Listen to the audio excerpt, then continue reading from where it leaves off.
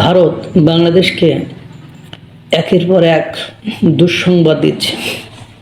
এমনিতে আজকে সকালের নিউজটি দেখে মনটা খুব খারাপ যে বাংলাদেশের মূল্যস্ফীতি এশিয়া মহাদেশে সবচেয়ে বেশি, ধারে কাছে আছে পাকিস্তান আর সব 50% নিচে, অর্থাৎ নেপাল, শ্রীলঙ্কা, মালদ্বীপ, ভুটান তারা আমাদের চেয়েও যোজন যোজন পেছনের দিকে অবস্থান করছে।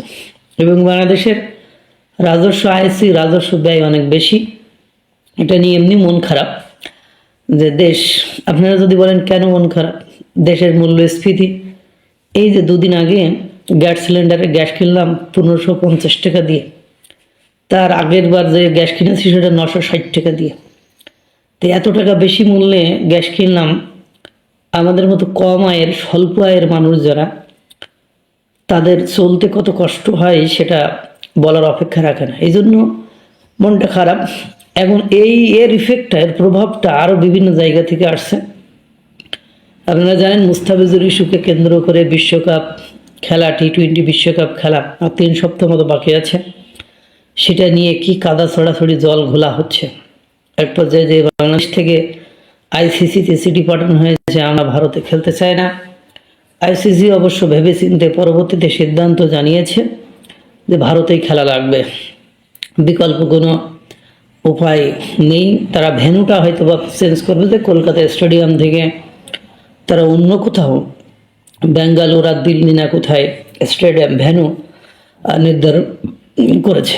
যদিও বাংলাদেশের পাকিস্তানে খেলতে যাওয়ার কর্তৃপক্ষের আগ্রহ বেশি, খেলোয়াড়দের প্রসঙ্গ এখানে আসি নাই। এটা তো একটা ঘটনা গেল যে চেষ্টা করেও সেখান থেকে বেরোতে পারছে না, হয়তো বা এরপরে মলামলি করলে জরিমানা খাইতে হতে পারে। দ্বিতীয় কথা হলো, বাংলাদেশের ভারতের বিভিন্ন কোম্পানি স্পন্সর হিসেবে খেলোয়াড়দের সাথে বিভিন্ন চুক্তিতে কাজ করে থাকে। এতে করে বাংলাদেশের কোটি কোটি টাকা আয় রোজগার হয়। বাংলাদেশ থেকে তৈরি বিভিন্ন পোশাক, খেলোয়াড়দের বিভিন্ন পোশাক ভারতে যায়, সেই কন্ট্রাক্টগুলো একের পর এক বাতিল করে দিয়েছে। SGSS যে কোম্পানিগুলো আছে সেই কোম্পানিগুলো বাতিল করে দিয়েছে। এতে করে এমনিতে রাজস্ব ব্যয় চেয়ে কম। এরপরে যদি এগুলো বন্ধ হয়ে যায়, বাংলাদেশের অবস্থা যে কত মারাত্মক ভয়ানক হবে সেটা বলার অপেক্ষা রাখে না।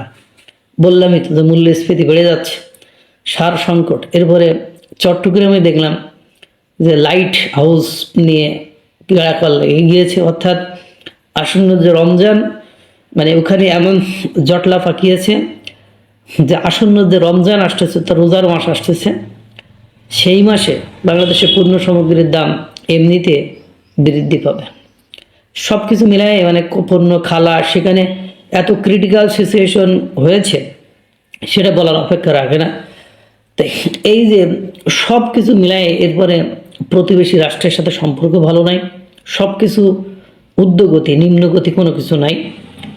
এই অবস্থায় বাংলাদেশের এই দুর্দিনে যদি একের পর এক এই ব্যবসা বাণিজ্য বন্ধ হয়ে যায়, আপনাদের মনে হতে পারে খেলোয়াড়দের স্পন্সরশিপ বন্ধ করেছে, পোশাক বন্ধ করে দিয়েছে, কিন্তু সেখান থেকে যে ট্যাক্স আয় হয়, যে বাংলাদেশের যে রাজস্ব পায়, সেটা দিয়েই তো আমাদের দেশের অনেক কল্যাণ এবং মঙ্গলজনক কাজ হয়। সেটা বন্ধ হয়ে যাওয়া মানে কি, হাজার হাজার কোটি টাকা আমাদের এটা তো ওই সোর্স থেকে আয় না হলে আমাদের উপরে কর চাপিয়ে, আমাদের উপরে ট্যাক্স চাপিয়ে ওটা আদায় করে নিয়ে তারা চলার চেষ্টা করবে। সুতরাং খুবই বিপজ্জনক একটা পরিবেশ পরিস্থিতির মধ্যে পড়ে যাচ্ছে। একের পর এক ভারত থেকে দুঃসংবাদ আসছে। বর্তমান সরকার ক্ষমতায় আসার পরে সেন্ট মার্টিন আমাদের হাতছাড়া হবে কিনা এই আলাপ সবচেয়ে জোরদার হয়েছে, এবং এই সরকারের সময় এসে সেন্ট মার্টিনে যাতায়াত বন্ধ হয়েছে পরিবেশ রক্ষার নাম করে, এবং মানুষের মন থেকে এই সন্দেহ উঠছে না যে আদৌ থেকে ওখানে আমেরিকা কোনো বেস তৈরি করছে, আমেরিকাকে কি সেন্ট মার্টিন দিয়ে দেওয়া হচ্ছে। বহু পরিসরে বহু আওয়াজ, যদিও বাংলাদেশ সরকারের পরিবেশ উপদেষ্টা সৈয়দা রেজওয়ানা হাসান, ইভেন আইন উপদেষ্টা আসিফ নজরুল এবং আপনার প্রধান উপদেষ্টা ডক্টর মোহাম্মদ ইউনূসের প্রেস সচিব শফিকুল আলম, তারা তিনজনই জোরে সোরে দাবি করেন এবং জনগণকে বলার চেষ্টা করেন যে না, সেন্ট মার্টিনস কাউকে দেওয়া হচ্ছে না, সেন্ট মার্টিনে কোনো বেস তৈরি হচ্ছে না, কিন্তু তার প্রয়োজনে মানুষের মনে সন্দেহ যায় না।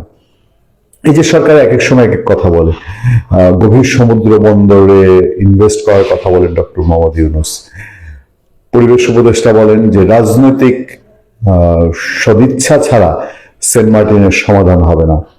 আবার সেন্ট মার্টিন যাওয়ার পথে পর্যটনবাহী জাহাজে আগুন ধরে যায়, যেটা অনেকে বাঁকা চোখে দেখেন। এইসব যখন চলছে তখন আমাদের সামনে এই খবর, সেন্ট মার্টিনের পর্যটন এলাকা সীমিত হবে 4 কিলোমিটার। অতিরিক্ত পর্যটকের চাপে দেশের একমাত্র প্রবাল দ্বীপ সেন্ট মার্টিনে হারিয়ে যাওয়া জীববৈচিত্র্য পুনরুদ্ধারে নিয়ন্ত্রিত পর্যটন চালু করতে চায় সরকার। সেন্ট মার্টিন সংরক্ষণে করা খসড়া মহাপরিকল্পনায় এই দ্বীপের 4 কিলোমিটারের মধ্যে পর্যটকদের চলাচল সীমিত করার প্রস্তাব করা হয়েছে। আমি পৃথিবীর বহু পর্যটন এলাকায় গিয়েছি এবং এটা জানি যে পর্যটন এলাকায়, হ্যাঁ, সত্যিকার অর্থে সেখানকার পরিবেশ জীববৈচিত্র্য ধরার জন্য পর্যটকদের আনাগোনা চলাচল সেগুলো সীমিত করা হয়। এটা রেয়ার না, এটা পৃথিবীর বহু বহু দেশে আমি দেখেছি, ইউরোপ আমেরিকায় দেখেছি, ভারতে দেখেছি। কিন্তু বাংলাদেশের ক্ষেত্রে এই সেন্ট মার্টিনে ভিন্ন, কারণ এই সরকারকে তো মানুষ বিশ্বাস করতে পারে না। এই সরকার কোন মতলবে কি করবে এটা তো বিশ্বাস করা মুশকিল।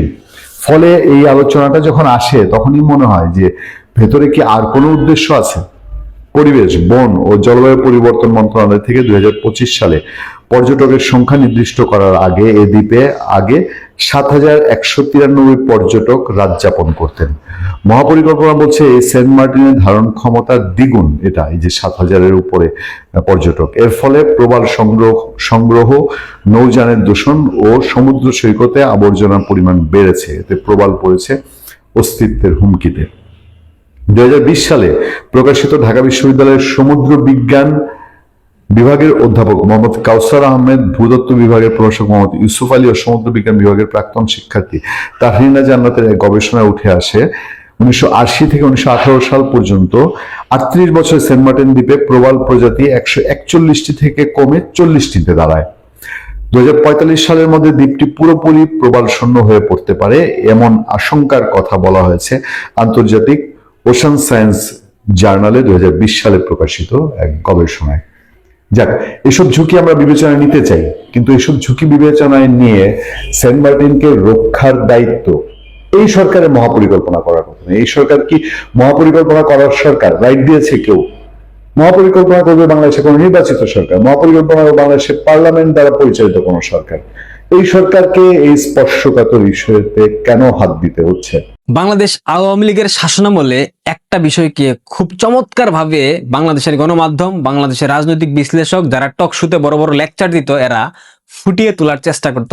সীমান্ত হত্যা, ভারতবর্ষ বাংলাদেশের মানুষকে কাকের মতো গুলি করে মারে, ঝড়ের বেগে গুলি করে মারে, বলতো না? ফেলানি হত্যা, ফেলানি হত্যা। এই ফেলানি হত্যা নিয়ে কত নাটক যে বিএনপি আর জামায়াত করছে বাংলাদেশে, এইটার কোনো শেষ নাই। এটার কোনো উদাহরণও দিতে পারবো না। অসংখ্য নাটক আছে। বাংলাদেশের মিডিয়া ব্যক্তিত্ব যারা আছে এদের মধ্যে এমন কোনো ব্যক্তি বাকি নাই যে কিনা ফেলানি হত্যা নিয়ে কথা বলে নাই। অথচ গত 1 বছরে এই অন্তর্বর্তীকালীন সরকার ক্ষমতায় আসার পর থেকে 2025 সালে সীমান্তে সব থেকে বেশি হত্যাকাণ্ড হয়েছে। এখন বাংলাদেশের বাচ্চারা কোনো কথা বলে না। এখন বাংলাদেশের তথাকথিত বুদ্ধিজীবী এদের মুখ দিয়ে কথা বাইরই না। এখন বাচ্চারা সব ইঁদুরের গর্তে ঢুকে গেছে। গত 5 বছরে যত হত্যাকাণ্ড হয়েছে তার থেকে সব থেকে বেশি হত্যাকাণ্ড হয়েছে 2025 সালে, অর্থাৎ সুৎখুরি ইউনূস ক্ষমতা নেওয়ার পর থেকে বাংলাদেশে সব থেকে বেশি সীমান্ত হত্যা হয়েছে। এখন বিচার চাস না? এখন ভারতের সাথে যুদ্ধ লাগাবি না? যাস না, ভারতের সাথে যা, লড়াই কর, বিএসএফ কে ধর গিয়ে। এগুলারা সব দোষ বাংলাদেশ আওয়ামী লীগের, সব দোষ শেখ হাসিনার। সীমান্তে গিয়ে স্মাগলিং করবি, ভারতে অনুপ্রবেশ করবি, আর ভারত চুমা দিবে তোদেরকে, লাভ ইউ বলবে, আসো শোনা লাভ ইউ, এমন করবে বদমাইশের বাচ্চারা। বাংলাদেশের এই বুদ্ধি ব্যবসাগুলা সবকিছুতে আওয়ামী লীগের দোষ খুঁজে পায়, দোষ খুঁজে পাওয়ার চেষ্টা করে। ভারতপন্থী দল আওয়ামী লীগ ভারতের দালাল। তো আওয়ামী লীগ চলে গেছে, এখন ভারত সীমান্ত হত্যা করে কেন? থামাস না কেন? তোরা চুরি করবি, বাটপারি করবি, সীমান্তে গিয়ে স্মাগলিং করবি, ফ্যান্সি ডিলের বোতল আনবি, আর তোদেরকে ভারত চুমা দিবে, বলবো যে আসো শোনা লাভ ইউ চুম্মা, তাই তো? এই বাংলাদেশের বেহায়াগুলা, এদের আসলে বাংলাদেশ এটা ডিজার্ভ করে না, এদের হওয়া উচিত পাকিস্তান, এবং সেদিকে আগাচ্ছে বাংলাদেশ। একটা ঘটনা দেখবেন, মজা পাইবেন।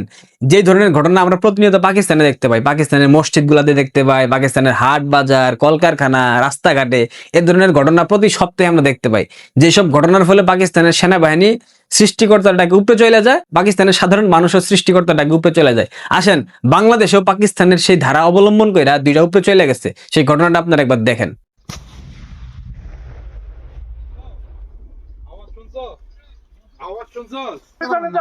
আওয়াজ শুনছেন? এই আওয়াজটা হইলো বোমার আওয়াজ। এই বোমা বানাইতে গিয়া দুইটা শরীয়তপুর, এটা দুইটা একদম আল্লাহর ডাকে উপরে চলে গেছে। খায়াস জাগছিল জিহাদের জোশে, বোমা বানাইতে গিয়া একদম সৃষ্টিকর্তা টাইনা লয়ে গেছে উপরে। ভালো হয়েছে না? বাংলাদেশ এমনটা ডিজার্ভ করে।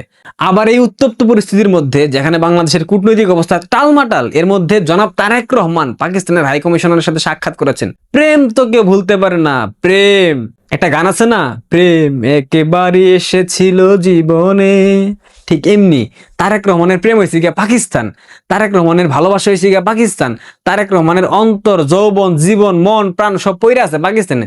তো তারেক রহমান কি পাকিস্তানের হাই কমিশনারের সাথে সাক্ষাৎ না করে থাকতে পারে? এটা কোনো কথা বলেন তো? সাক্ষাৎ করছে তারেক রহমান গতকাল পাকিস্তানের হাই কমিশনারের সাথে। শুধু সাক্ষাৎ করে নাই, বিশাল একটা বৈঠক করছে। নিশ্চয়ই আগামী নির্বাচনে কি কি জঙ্গি পরিকল্পনা করবে এসব নিয়ে বৈঠক হইতেই পারে।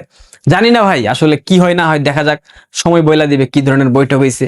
এদিক দিয়ে আবার মির্জা ফখরুল ইসলাম আলমগীর কইতাছে জকসু, চাকসু, রাকসু, জাকসু নির্বাচনের প্রভাব জাতীয় নির্বাচনে পড়তো না। যে বিশ্ববিদ্যালয়ের নির্বাচন, এটা আপনার জাতীয় নির্বাচনে কখনোই কোনোদিনই আপনার কোনো প্রভাব ফেলেনি। আমরা আশা করি এবারও সেভাবে কোনো প্রভাব ফেলবে। ওরে বাবা, জাতীয় নির্বাচনে পড়বে না? ছাত্র সংসদ নির্বাচনে জামাত আপনাদেরকে আসমান দেখাইতেছে, আর আপনারা মনে করেন জাতীয় নির্বাচনে জামাত চুমা দিব আপনাকে, বয়ে বয়ে দেখবো? এগুলা বন্ধ করেন ফখরুল সাহেব। একটা নির্বাচনের লাইগা নিজেদের ব্যক্তিত্ব তো একদম মাটির নিচে ফালাই দিয়েছেন। এখন জামাতের কাছে কুণ্ঠাসা হবেন না, জামাতের কাছে ধরাশায়ী হবেন না। এদেশে জামাত ক্ষমতায় আসলে সবার আগে মারবে আপনারে আর তারেক রহমান। এইটা মাথায় রাখবেন ফখরুল সাহেব, এত লাফায়েন না। নির্বাচন সহসায় হইতেছে না, নির্বাচন হইলেও বিএনপি ক্ষমতা আইতে পারবো না। যা দেখতেছি জামাত ক্ষমতা যে কোনো ভাবে খায়া লাইব, কনফার্ম থাকেন, এটা নিয়ে কোনো দ্বিমত নাই। বাংলাদেশ সেনাবাহিনীর সাবেক একটা চুদ আছে, সাবেক এক সেনাপ্রধান ইকবাল করিম ভুইয়া, এই একটা স্টেটমেন্ট দিছে, সেনাবাহিনীতে যেসব অফিসার বেশি মেধাবী বা স্বাধীন চেতা তাদের বিএনপি বা জামাতপন্থী বলে চিহ্নিত করে সরিয়ে দেন শেখ হাসিনা। আরে বলা, তাহলে তুই কেমনে হইছস? তার মানে তুই কি মেধাবী ছিলি না? তুই বিচক্ষণ ছিলি না? তুই কি স্বাধীন চেতা ছিলি না? কত বড় ডইলে পরে এই ধরনের মন্তব্য করতে পারে? ওরে সেনাপ্রধান বানাইছিল শেখ হাসিনা, ইকবাল করিম ভুইয়ারে। আপনারা বুঝেন বাংলাদেশ সেনাবাহিনীর অবস্থানটা কোথায়? বাংলাদেশ সেনাবাহিনীকে এমনি এমনি তো পাকিস্তানি সেনাবাহিনী বলি না। বাংলাদেশ সেনাবাহিনী হচ্ছে পাকিস্তানের ছোট ভাই, মানে পাকিস্তানের একটা আলাদা ফর্ম বাংলাদেশ সেনাবাহিনী। এইটা নিয়ে কোনো দ্বিমত নাই। ইকবাল করিম ভুইয়া সেনাপ্রধান থেকে সাবেক হওয়ার পর শেখ হাসিনারা দিয়া কিন্তু একটা প্রাইভেট বিশ্ববিদ্যালয় বাগায় নিছো। এগুলা কি বাংলাদেশের মানুষ ভুলা গেছে? বাংলাদেশের মানুষ ভুলে যাইতে পারে, আমরা তো বলি নাই, আমাদের তো বলাইতে পারবো না। এত বড় সেনাপ্রধান বাংলাদেশের ইতিহাসের একটা আসে নাই। দেখবেন সামনে অনেক কিছু দেখবেন। বাংলাদেশ সেনাবাহিনীর যারা কুচক্রী, ষড়যন্ত্রকারী, সবাই সাবধান হয়ে যান, আপনাকে কপালে অনেক দুর্গতি আছে, মাথায় রাখবেন। যা হোক, সবশেষে একটা মজার তথ্য দেখাই। বিহারি তামিমকে ভারতীয় দালাল বললেন বিসিবির পরিচালক। বাংলাদেশ ক্রিকেট বোর্ডে যে নাটক হইতেছে না ভারত বাংলাদেশ ইস্যুতে, এটা নিয়ে বিহারি তামিম কইছে যে আইসিসির অর্থায়নে বাংলাদেশ ক্রিকেট বোর্ড পরিচালিত হয়, এখন ভারতের সাথে খেলতে যাওয়া বাংলাদেশের সক্ষমতার জায়গা, অনেক কিছু কইছে। এরপর ভারতীয় দালাল বলে এক পরিচালক বলছে যে বিহারি তামিম ভারতীয় দালাল। বিহারি তামিম হচ্ছে পাকিস্তানের দালাল, পাকিস্তানের দালালের ভারতীয় দালাল বানাই দিল। এটা কোনো কথা বলেন তো? এটা হইলো? এটা মানন যায়? বাংলাদেশ 2-0, দুঃখিত, বাংলাদেশ 2-0 না, পাকিস্তান, পূর্ব পাকিস্তান, আপনাদের সবাইকে স্বাগতম।